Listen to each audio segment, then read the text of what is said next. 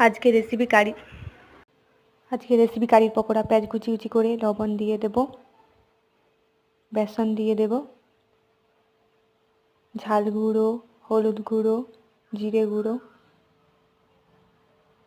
দিয়ে মেখে নেব। একটু জল দিয়ে মেখে নেব। বেটারটা তৈরি করে নেব। দই দিয়ে দিলাম, দিয়ে একটু ফাটিয়ে নেব, জল দিয়ে পাতলা করে নেব। কড়াইতে সাদা তেল দিয়ে এই পকোড়াগুলো ভেজে নেব। লাল লাল হলে তুলে নেব। কড়াইতে সাদা তেল দিয়ে জিরে দিয়ে কারি পাতা দিয়ে দেব, তেজপাতা, শুকনো লঙ্কা দিয়ে নেড়ে নেব, পেঁয়াজ কুচি দিয়ে নেড়ে নেব।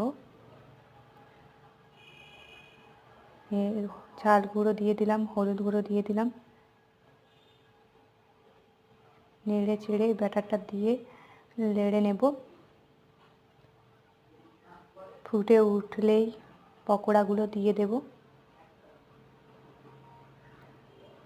তৈরি হয়ে গেল কারি পকোড়া। ভাত